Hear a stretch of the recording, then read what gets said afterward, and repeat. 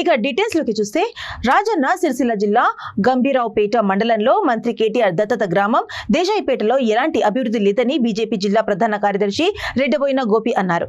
దేశపేటలో గ్రామంలో 50 మంది యువకులు మహిళలు బీజేపీలో చేరగా వారిని సాధారణంగా పార్టీలోకి ఆహ్వానించారు. ఆ తర్వాత రెడ్డబోయిన గోపి మాట్లాడుతూ కేంద్ర ప్రభుత్వ నిధులు ద్వారా సీసీ రోడ్లు, డ్రైనేజ్లు, డంపింగ్ యార్డ్, శ్మశాన వాటిక లాంటి వాటిని అభివృద్ధి చేశారే తప్ప మిగతా ఎలాంటి అభివృద్ధి కాలేదన్నారు.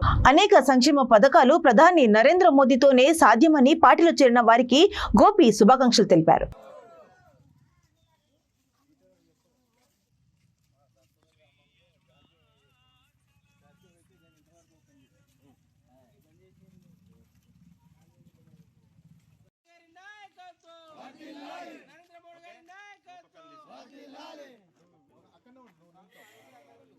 भारत माता की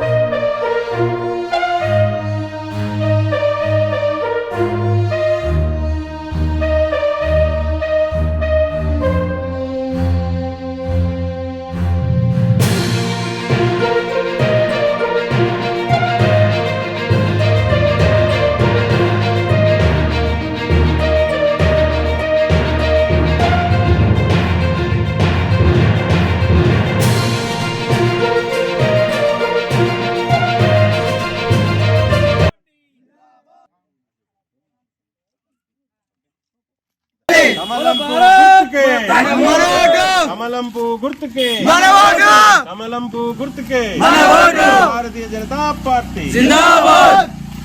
భారత్ మాతా కీ జై. మండలంలోని దేశాయిపేట గ్రామంలో మరి తోక స్వామి గారి ఆధ్వర్యంలో 50 మంది మహిళలు మరి యువకులు భారతీయ జనతా పార్టీలో ఈరోజు జాయిన్ కావడం జరిగింది. మరి ప్రజలలో భారతీయ జనతా పార్టీ యొక్క విశ్వాసాన్ని మీరే గమనించాలా. ఏదైతే ఇక్కడ దేశాయిపేట గ్రామాన్ని గత 5 సంవత్సరాల్లో గత 5 సంవత్సరాల కాలంలో కేటీ రామారావు గారు దత్తత తీసుకొని ఏం చేసిండ్రు అనేది గ్రామం చూస్తే తెలుస్తుంది. అసలు ఇక్కడ డబుల్ బెడ్రూమ్లు అనేవి లేనే లేవు, కానీ డబుల్ బెడ్రూమ్లో అర్హులు ఉన్నారట. మరి వాళ్ళని ఎక్కడిస్తా అని చెప్పి ఇక్కడ అర్హులని చెప్పి ప్రకటించారో వారే తెలియజెప్పాలి. భారతీయ జనతా పార్టీ యొక్క నరేంద్ర మోడీ గారి ఆధ్వర్యంలో భారతదేశం విశ్వ విపణిలో ముందంజపోతున్న క్రమంలో ఇక్కడున్న ఈ మహిళలు కానీ యువత కానీ భారతీయ జనతా పార్టీ పక్షాన వీళ్ళు విశ్వాసాన్ని ఉంచి ఈరోజు ఈ పార్టీలో చేరినందుకు గాను వారిని అభినందిస్తూ ఆహ్వానించడం జరిగింది. రానున్న రోజుల్లో భారతీయ జనతా పార్టీ యొక్క ఫలితాలన్నీ దేశాపేట గ్రామానికి కూడా అందే విధంగా ఇలా చేరిన నాయకులు కార్యకర్తలందరూ భారతీయ